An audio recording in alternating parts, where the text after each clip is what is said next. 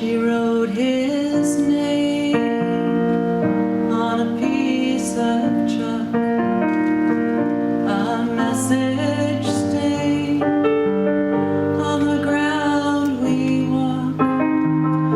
I miss your beautiful face, was what she said when she wrote his name with a piece of chalk.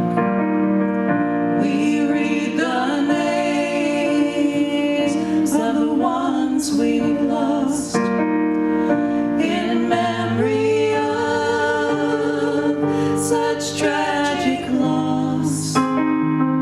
It brings us comfort now to speak of them. So we read the names of the ones we've lost. These empty shoes that honor you will walk one day to another's truth. Remember, love still binds you to me, and these empty shoes, they honor you. Lift the silence, find forgiveness, and walk the road through your pain. Lift the silence, find forgiveness, and walk the road through your pain. She wrote his name with a piece of chalk, a message stain on the ground we walk. I miss your beautiful face, was what she said when she wrote his name with a piece of chalk. When she wrote his name on the ground we walk.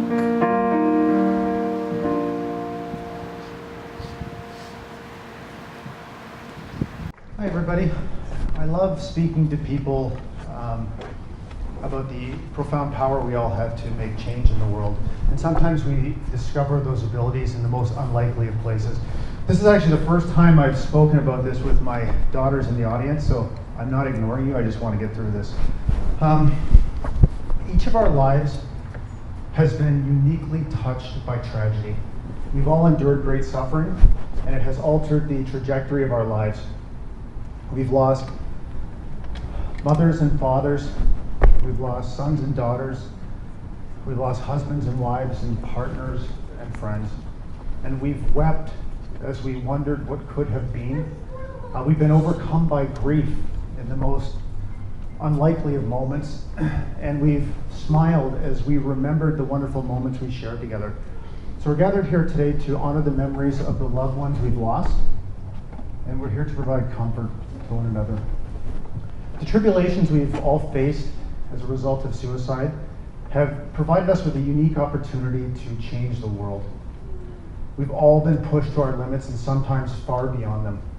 We've had the opportunity to square our shoulders and stand taller than we ever thought possible. And there were times we did, without a doubt. But if we're being honest, there's times we couldn't, because we didn't have the strength, or we were overcome by anger and resentment, or we were too exhausted, or we were overwhelmed by fear and sadness, or maybe it was all of those things all at the same time. We may have even made choices that we were ashamed of, or done things that we deeply regretted and made facing every one of our tomorrows more difficult than it needed to be. I did. I know exactly how that feels. I could never really admit or understand how deeply I was harmed by Cindy's battle with bipolar disorder and eventual suicide. I spent 6 years watching bipolar inexorably strangle the life from the mother of our daughters, and I couldn't do anything to stop it. I was powerless and terrified, and I felt alone a lot of the time, but I had to project great strength and calm to my daughters. And in refusing to let Cindy's battle with bipolar disorder consume them, I failed to see how it was consuming me. I was a man and a father, and if ever there was a time where I had to show it, this was the time. And to me, that meant showing how strong I was, which meant making decisions solely based on logic. Emotion to me was weakness, and if I let it metastasize, it would cripple my ability to be the man and father that my family desperately needed me to be, and there was no way I was going to allow that to happen. I didn't really talk to people about what was happening or how I felt about it, because that wouldn't do anything to make Cindy not sick. So therefore I looked at it as a complete waste of time. I had a wife to try to keep alive, and I had daughters to keep safe. My definition of strength weakened me in ways that took me years to understand. You know, we all feel every human emotion. I looked at emotion as weakness, so I tried to suppress them. Emotions actually add depth and richness to our lives, but I was afraid of them. So I tried to suppress them, but in my most trying times, they would crop up in moments where I least expected it. I would break down at seemingly random moments, or I'd blurt out my life story to the lady standing behind me at the grocery store. And every time that happened, I felt like there was cracks appearing in the dam. I felt like I was just so close to coming apart at the seams, so I did everything I could to suppress my emotions. And when eventually I couldn't do it myself any longer, and I turned to alcohol to do it. I used alcohol to drown my emotions, and it definitely worked. I drowned joy, and I drowned passion, and I drowned my ability to feel the deepest feelings of love. But I only replaced them. I replaced those feelings with fear and self-judgment and pathetic rationalizations for some of the behaviors I was engaging in. Those behaviors insulted my conscience, they damaged my soul, and most tragically of all, they hurt my wife when she needed me the most. I ended up drinking every day, and I did all of the things that people who drink every day do. And I hated what I was, in a lot of ways I hated what I was choosing to become, but I just couldn't even admit it. I didn't have time. I was too scared. So 6 years after Cindy's death, I'm healing. I stopped drinking, and most importantly though, I understand why I did in the first place. And my sobriety has created this space for me to be able to grieve Cindy's death. It doesn't matter how long or how fast you run, you can only run for so long. And when you can run no longer, grief will be right there waiting for you. And it turns out it was never something I needed to run from at all. It's a natural part of the healing process, and it allowed me to put Cindy's life and death into context, and it actually helped me to start loving her again. So, I finally found the courage to be able to look myself in the mirror and be honest and without judgment about who I see staring back at me. I'm just a man and a father, and when I was pushed to my limit, I did my best. And there were times I was a pillar of strength and character, and there were other times I fell miserably, miserably short. That part of my story has already been written.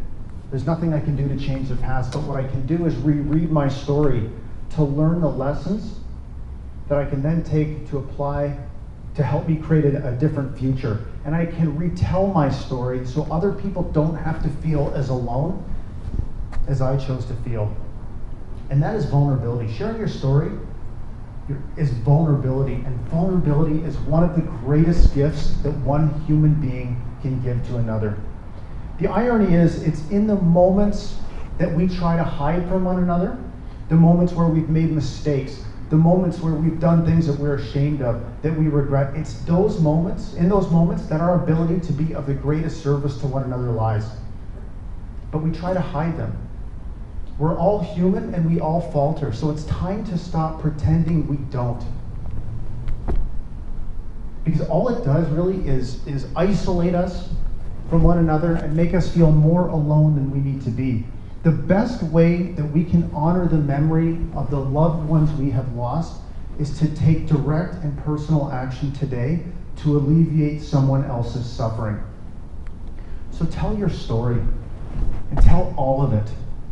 Don't tell the sanitized, heroic version that I told for so long. Tell the story where you don't know how you're going to get out of bed in the morning.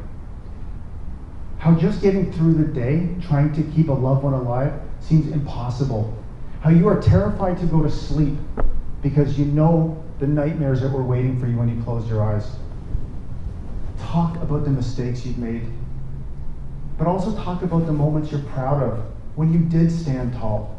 And through it all, talk about the lessons you learned in every step of your journey. Because when you tell that version of your story, you will create a place of safety for other people to share their story with you. And it's in that place of safety where you will create relationships with people that are deeper and more meaningful than any that you have created before. When we are forced to navigate life's most treacherous waters, we crave a beacon so badly to help us find our way. Your choice to be vulnerable will shine a light exactly where it's needed the most. You will be able to tear down the walls and the shadows they create and replace them with windows to let the light shine in. So please, I'm asking you to share your story.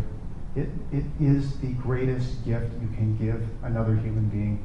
And when you choose to lay down your shield, you will become invincible. Thank you.